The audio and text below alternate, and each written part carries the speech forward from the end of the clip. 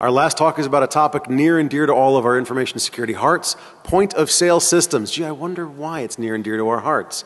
Here to talk about it today is a gentleman, Nir Valtman.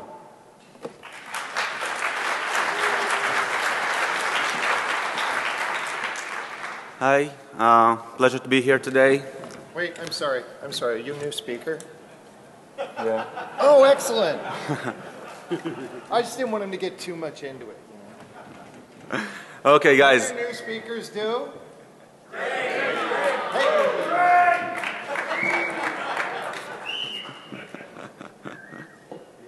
Yes.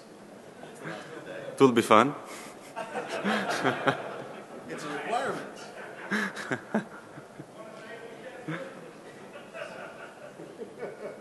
No poison testers needed. I'll take the hit, thanks.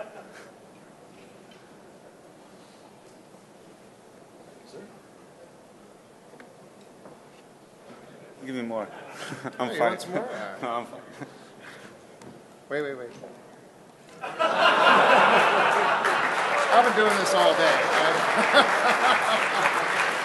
Love for the new speaker. Cheers.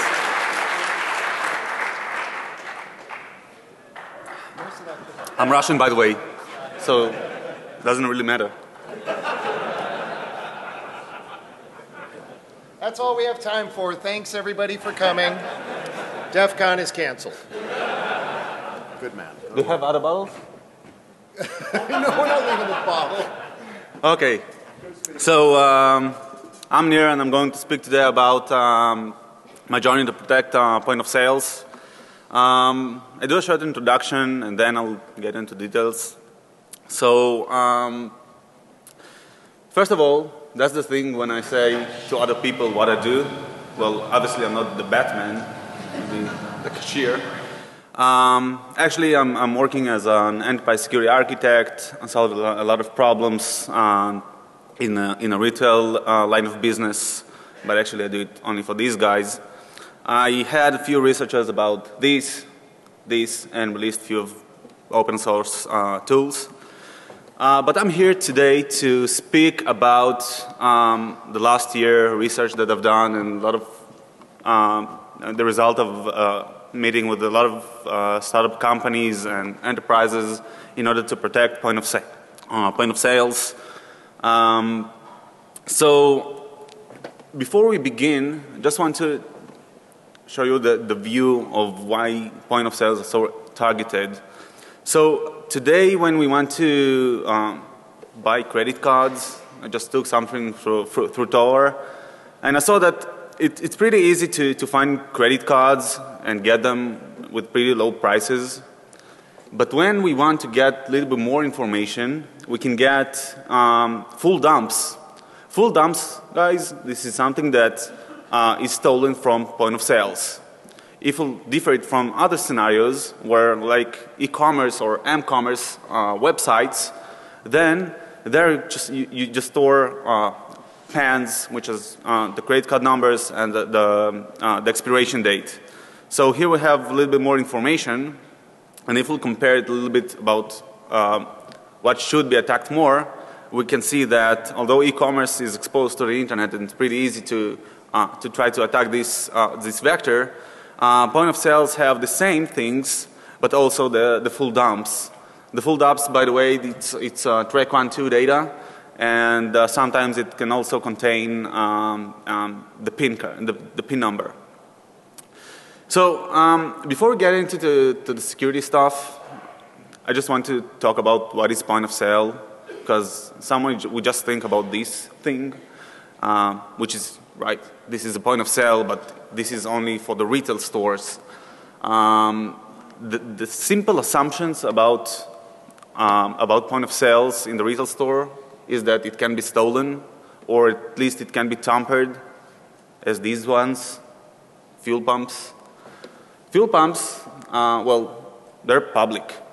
It's pretty easy to tamper them as we do to ATMs. You can just put skimming devices there. That's fine, that will work. But the next point of sale is kind of the new point of sale. It's mobile POS or MPOS.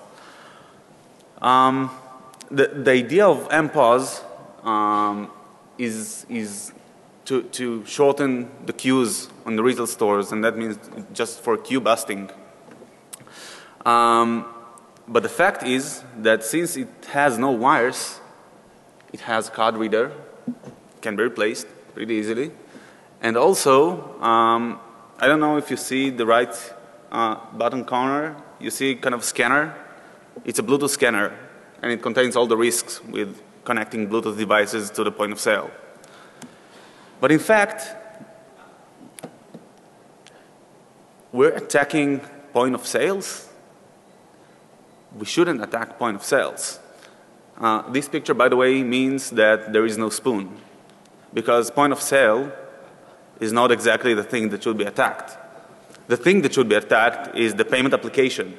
Payment application, this is something that can be inserted as part of another DLL of the POS, or it can be an external executable, and this is the thing that should be attacked. Just to give you some overview about how it works on retail stores. So generally we have the store and we have the payment processor data center. Obviously we have the store, we have headquarters. I just tried to simplify that a little bit.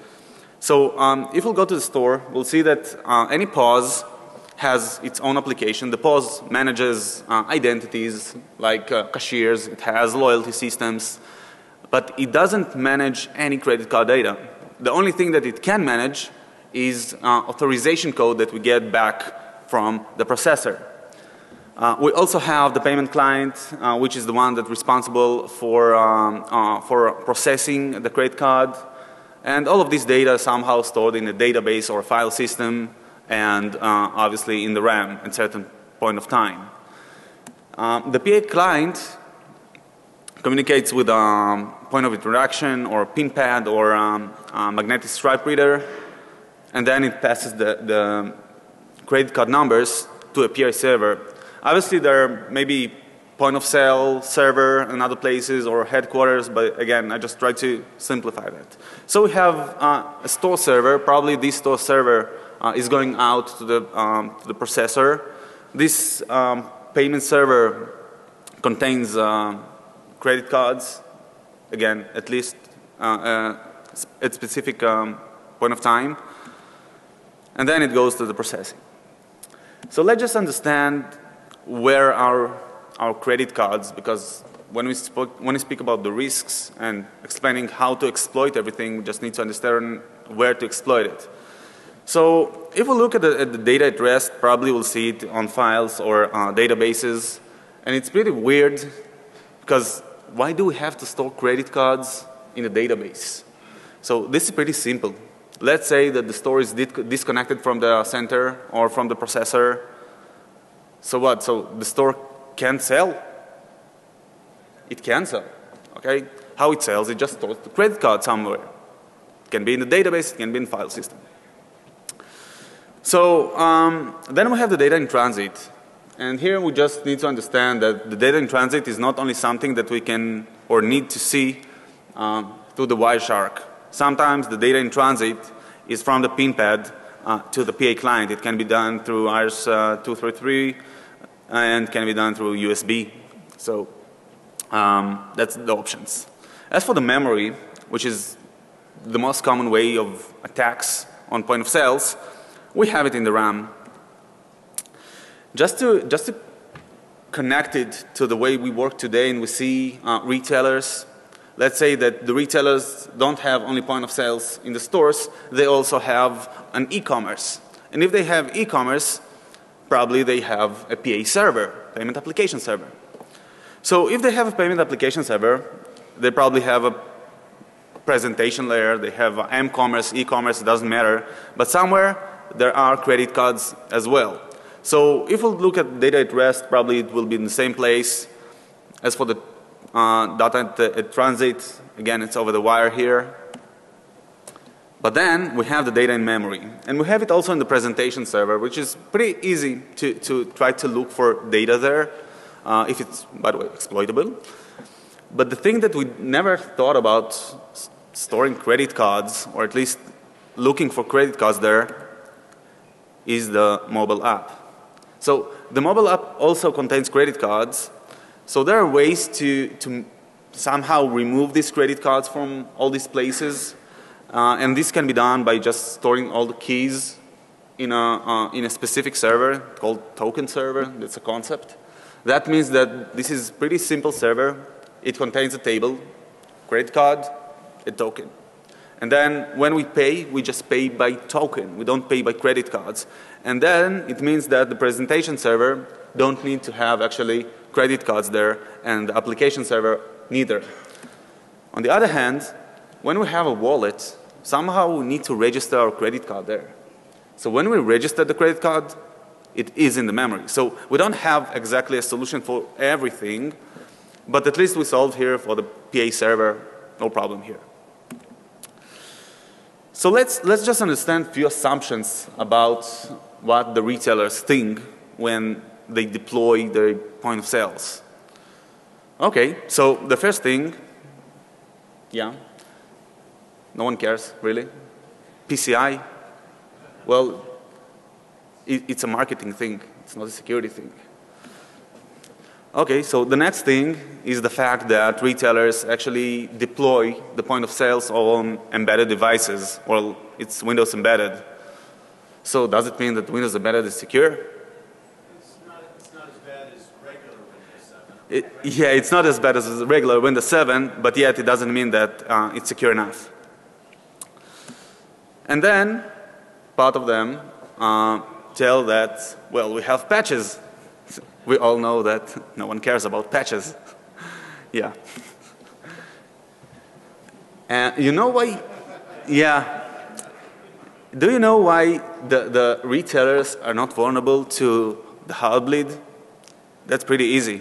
Because most of them don't have even SSL. Yeah. So another assumption is that they're not connected to the internet. Well, actually, they're not connected directly to the internet. They have the store, they have the headquarters, but somehow they'll need to go to the internet. How they have patches? Okay. So all of them connected to the internet, this is just a fact. Another fact is that retailers believe that the cashier can be a hacker. So the cashier can be a hacker, but is his USB stick can be a hacker? Probably. And it happens. The next thing is something pretty odd. I just asked one of the retailers, hey guys, do you log? How do you know that you don't have fraud on the pauses? And they told me, well, we have cameras and we see if the cashier just gets the money from it. So we don't have fraud because we have physical security. No one cares. But again, these are only assumptions, but in fact there are few Achilles tendons in the retail environments. This is the first one. Whoops. This is the one. The rats. The fact is that on most retailers they have a lot of sites. And it's pretty hard to put IT guy on each site, let's say more than 1K sites. And then they just install VNC. Okay, so VNC is also vulnerable. And again, this is a fact that most of the retailers can't handle with. Another thing is who can access the POS? Well, the POS is a Windows machine. Sometimes it's in a domain. So that means that any user from the domain can log into these machines. Yeah, actually, they are. Another fact is that no one really knows how to harden these systems. So the point of sales run with local admin access control. So you don't have to manage permissions. I know that PCI requires managing permissions, but I'm admin. Who cares? So let's talk about the threats because, well, there are many threats on the point of sales, and we need to solve at least part of them. So the first threat, which is the low-hanging fruit, is the permissions on the point of sale. So as I said, if we have admin, yeah, that's good. We already found it. But yet, if we don't have the admin access and we have a regular user, still we have specific permissions to the application.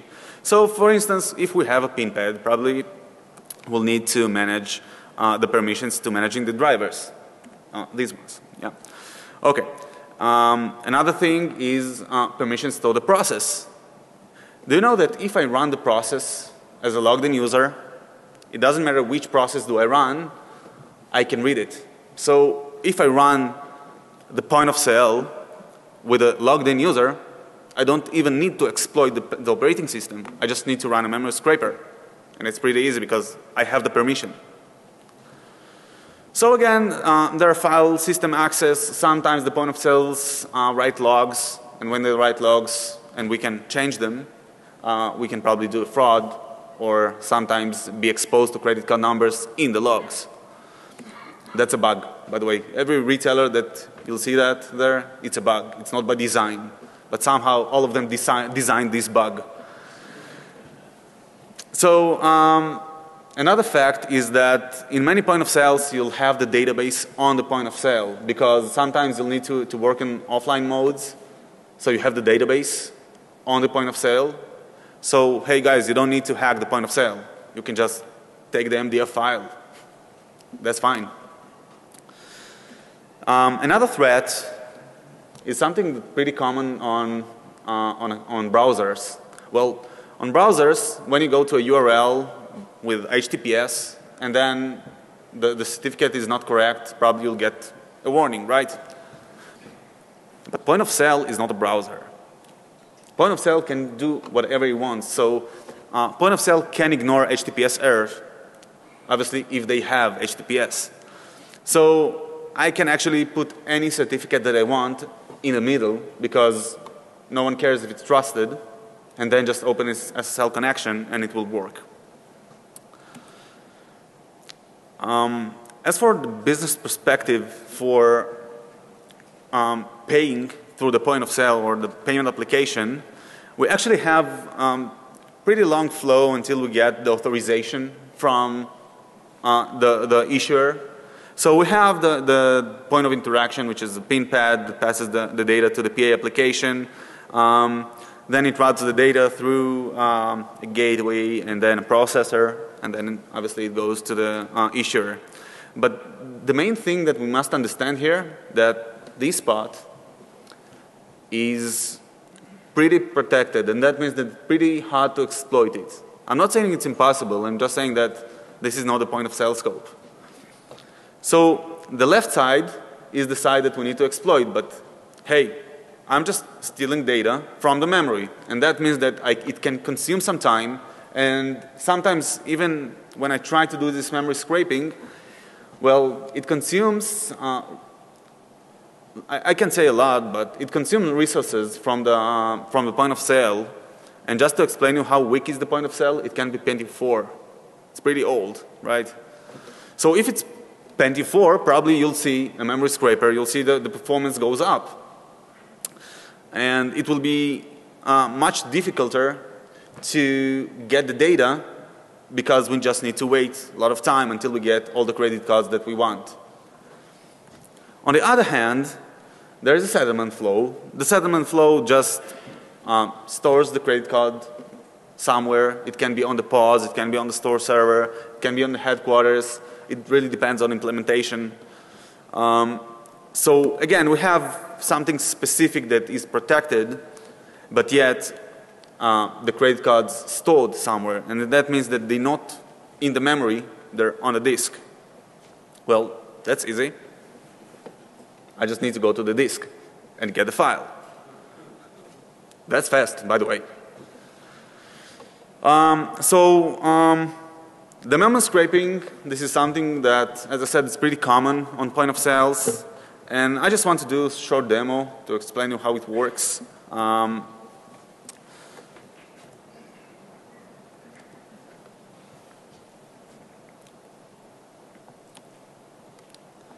Okay, so I have here a Windows machine, and I have here kind of application, pretty simple application that a few of my students wrote, and I was supervising of it. And this memory scraping does pretty simple thing. Just goes to the process that we choose and gets the memory from it and translate it to a string, and then try to find a credit card based on a regular expression. So let's say that this is our pause. Pretty nice pause, right? I'll just set the pen for a moment there. You know what? Without the pen. Just do it like this. So now we'll go to the process.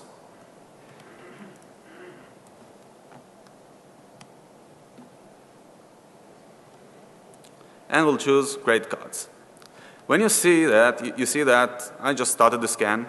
Nothing's there. But when I set the credit card, whew, it works. So when I set the credit card, I can see that in a moment I get it. Memory scrapers, they just don't work in one iteration. We just need to open a few threads and then refresh them every 5, 10, 30 seconds, depends how much credit cards do we want to get. So this is pretty simple to get the credit card, but hey, I'm running as admin here. Well, this runs as admin. So let me just close it and do it without the admin. So I'm again going to the demo, and just to explain who am I, here we have this is a user named Foo, it's not admin, and now I can run again the point of sale, and let's just try to get something from this spot.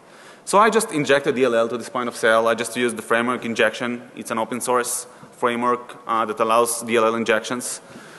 I just added something to the point of sale, tried to scrape the memory from it, and then I get the log. Obviously, I can't see, whoops, didn't remove the old one. Need to close the point of sale.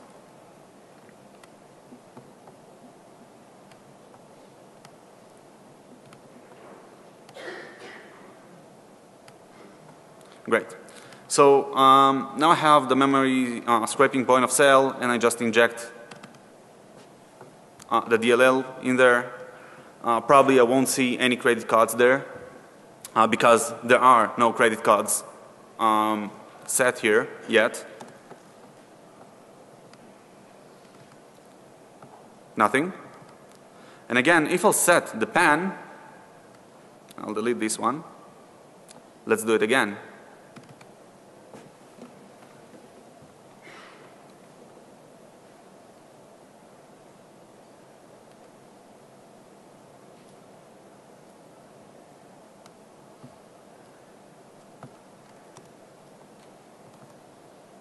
We have the credit card.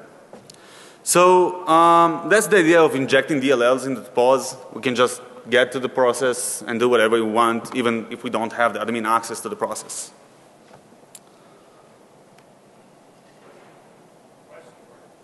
We'll do the questions later, okay?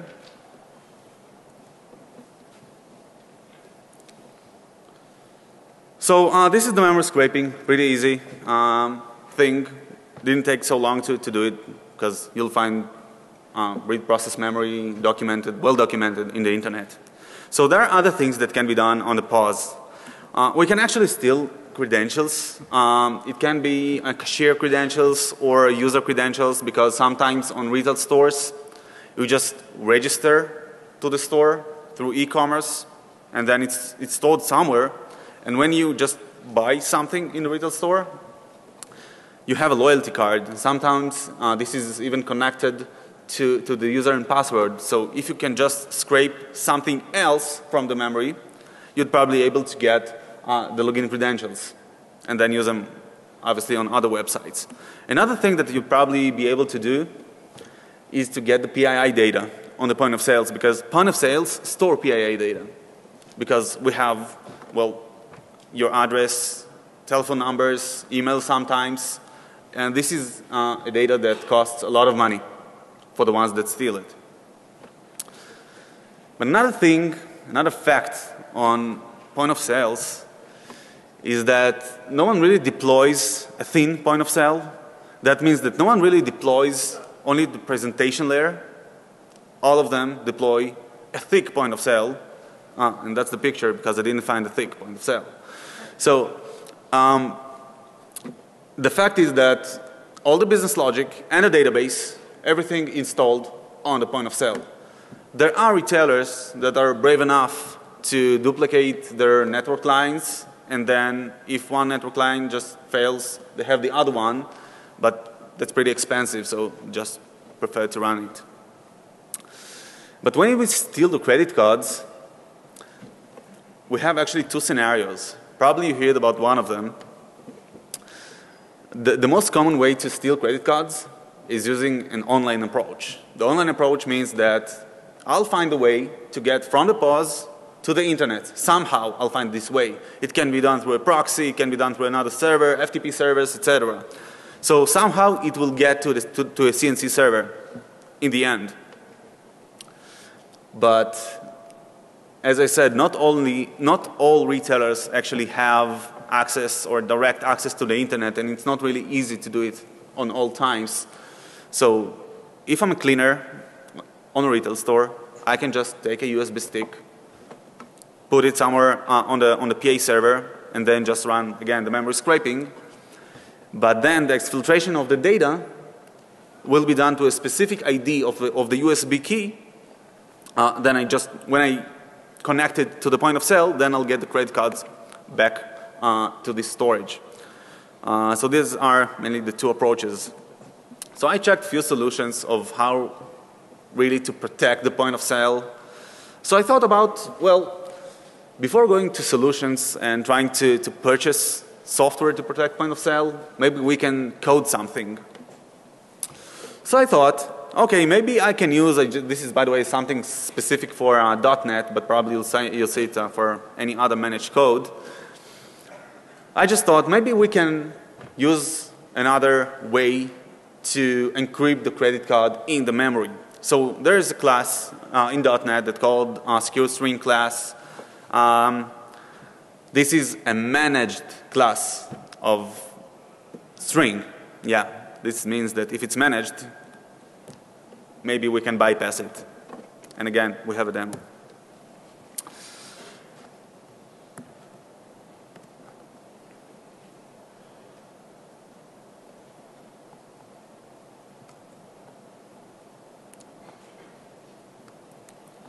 Okay, so we have another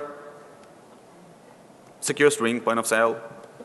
That's pretty cool. When I send the pen, nothing to show because it can show me the string. It's a secure string.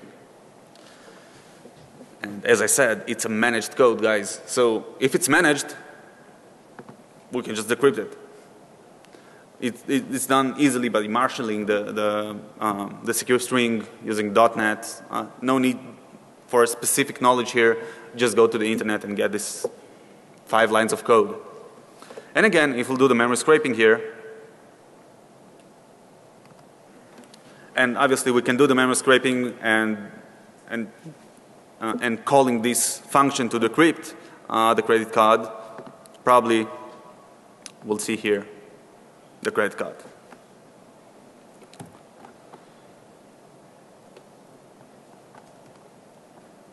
Yeah, come on.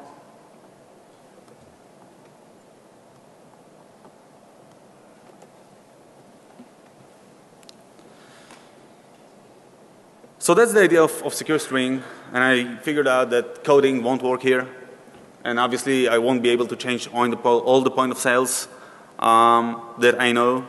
So I thought about other solutions, and then I investigated. Maybe firewall will help here. Well, it doesn't matter which firewall next generation will it be, because, well, most of the point of sales today work with HTTP. So if they work with HTTP, it doesn't matter which next generation firewall will have there. And neither the antivirus malware and all the other curses that we have, it won't work. Because, you know what? It's Pentium 4. How will you run a whole endpoint security solution on that? It's pretty hard. And then I thought, okay, maybe data loss prevention products will help here, because I really don't care if someone infects the point of sale. I care if someone exfiltrates the data. Well, it's pretty easy.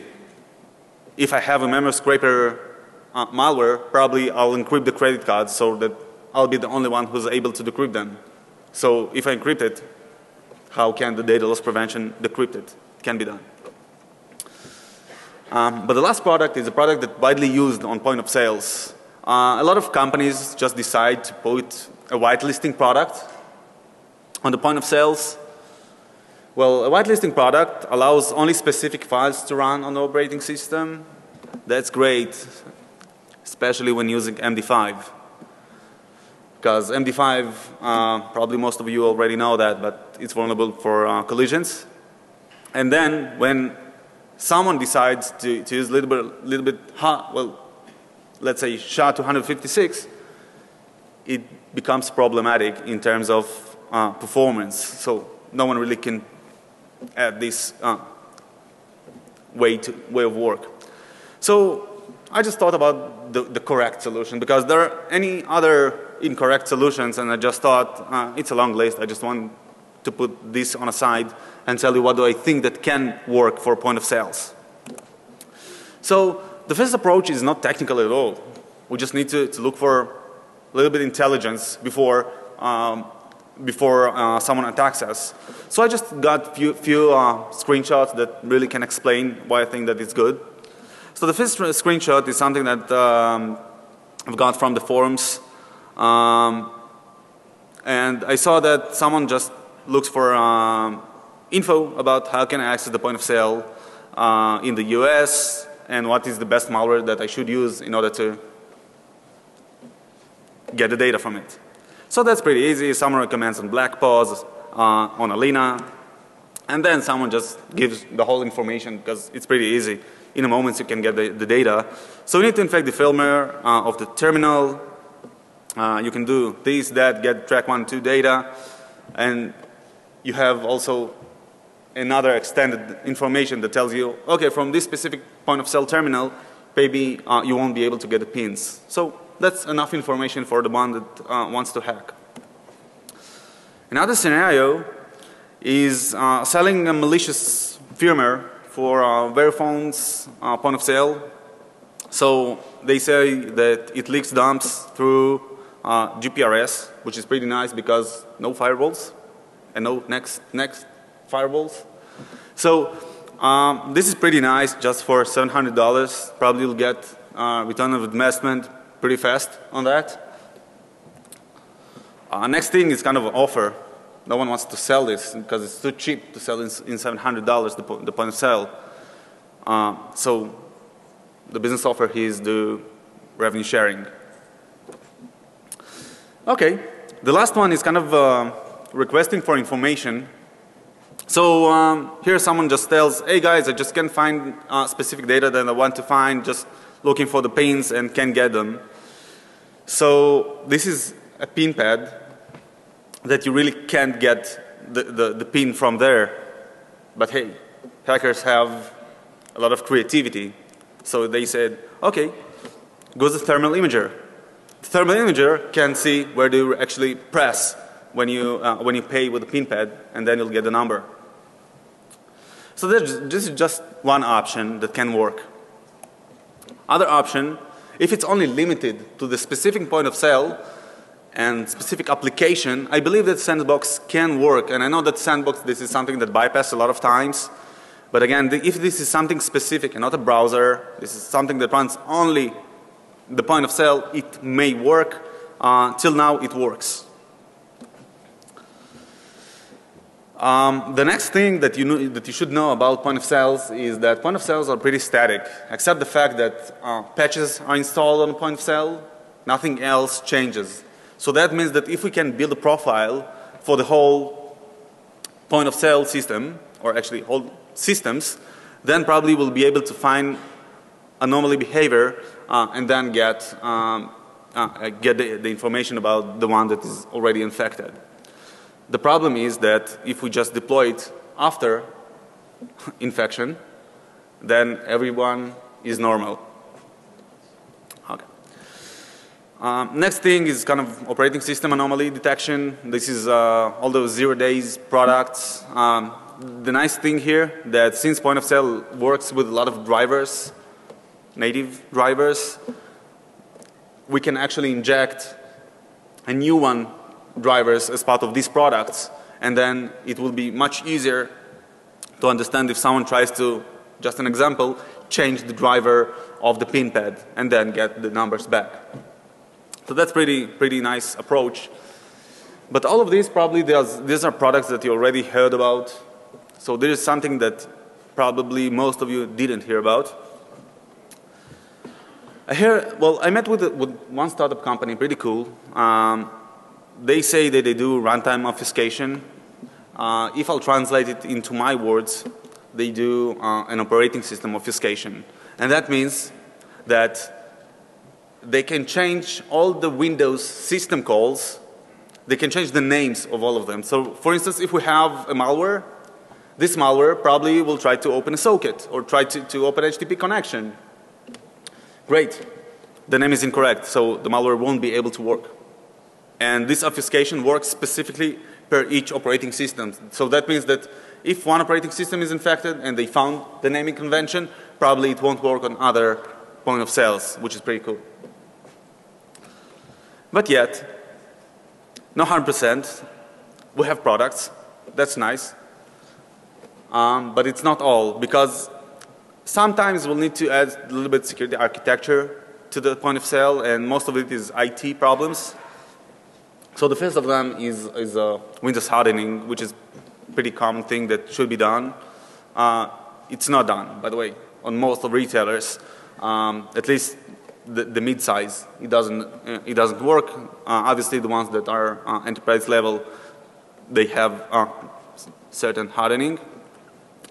The next thing is, well, actually part of the hardening. Let's say logs, audit trail. Really? Pentium 4, guys. No one can enable just auditing there. It won't work.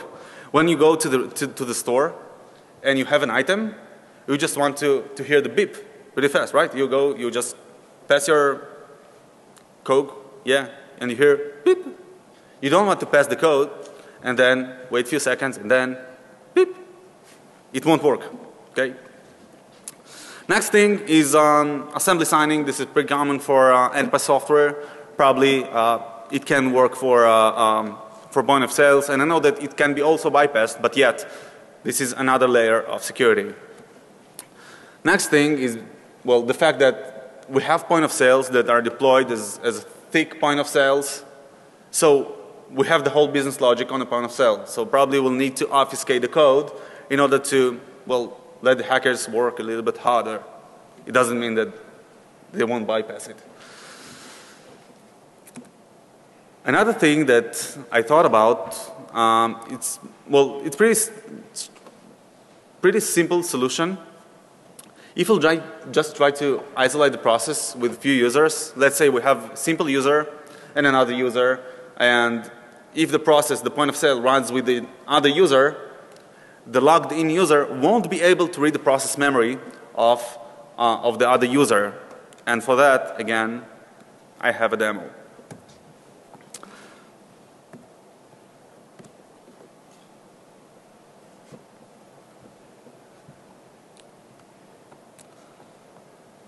So I'm just closed here everything and remove the log. Let me just run this point of sale with another user.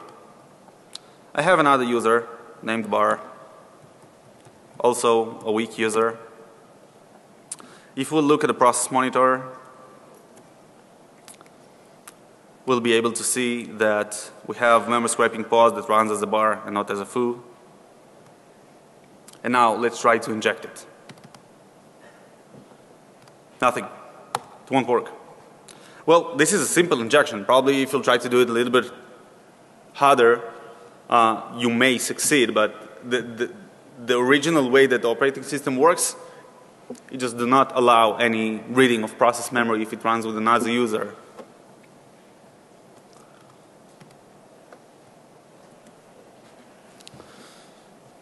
So generally, these are the solutions. So what's coming next? I don't know. I have a few ideas. Let's say that you need to steal point of sale. Who, well, raise your hand if you'd steal the point of sale, the right one. No one steals the right one? Okay, not too much. Who wants to steal the left one? Everybody, right? That's what I would do. Okay. So probably if we'll be able to steal the mobile point of sales, probably we'll see the business logic on the mobile point of sales. Well, that's nice because we can just steal it and bring it back when we want.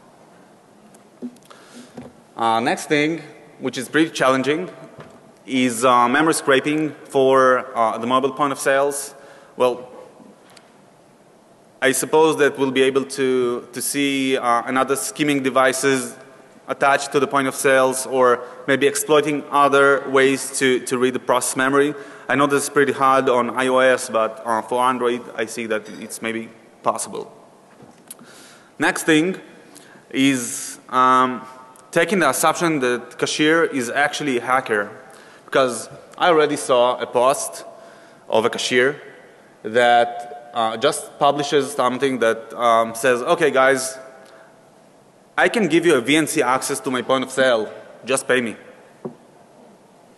Okay. So maybe probably someone got it. Next thing is the rubber ducky. I suppose that even if point of sales will stop all the USB storage communications, still this USB rubber ducky can do a lot of nice things on a point of sale. I still didn't see it, but I believe that it will be pretty easy to do it. So as a summary, so everything we discussed in this session. So we have security through obscurity. The retailers believe that the fact that we don't know about retail, probably we won't be able to hack it. That's a lie. Now they know that we know. It's simple to exploit these systems. And again, this is as a result of the assumptions that we currently got in this session. And it's really hard to protect the point of sales because, as you probably understand, there is no one solution. We need to take a little bit of security architecture. Maybe we need to take a few products and then combine everything together to get a not bulletproof solution yet. But as for you guys, because you're not the business, you're just the ones that buy on the point of sales, don't worry. You have insurance on your credit cards, so that's fine. Thank you, and if you have any questions, that's the time.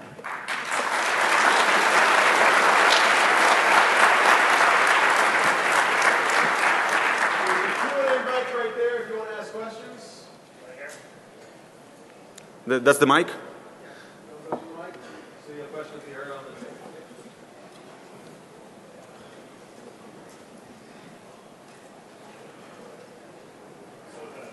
The memory scraping that you showed up there was just the PAN. But with POS systems, do most of the retail systems store PANs, or do they store track 1, track 2? So you're asking if they store PANs? Yeah, when it's a pin pad based POS system and someone swipes in, does the software translate it to a PAN, or does it leave it as track 1 and track 2? Well, it depends on implementation, because pin pads can well, you have the driver. You can set whatever you want there. So you can just set the settings for the pin pad to not encrypt anything and just pass you all the data. Although, if you have direct connection from the pin pad to the issuer, probably you won't see it on the point of sale anyway. Okay. Okay? Thank you. Sure.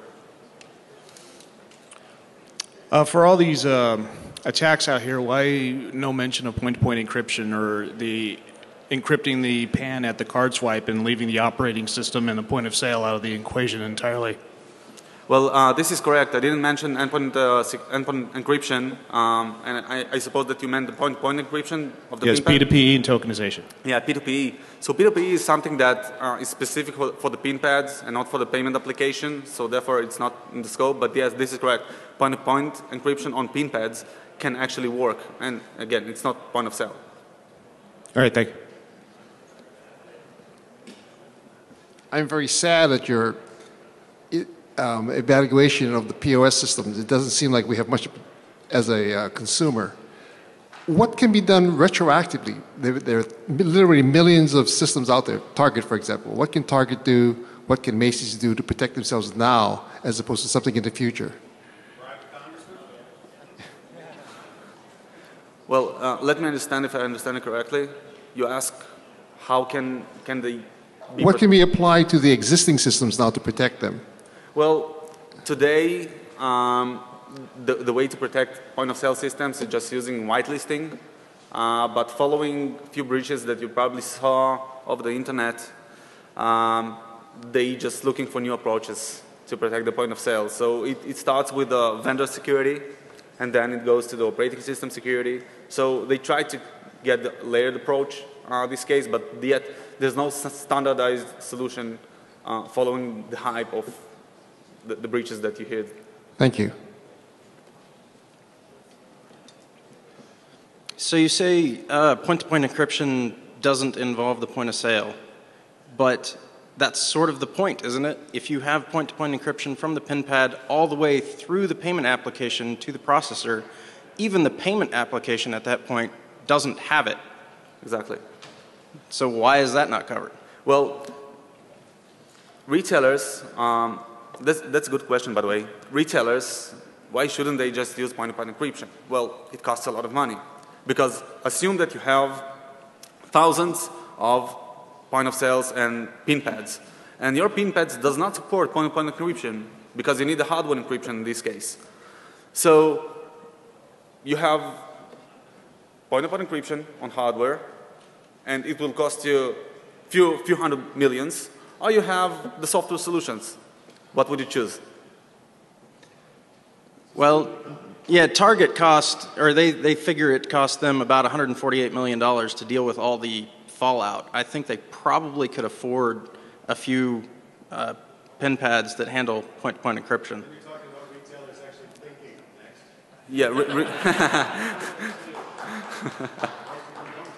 Yeah.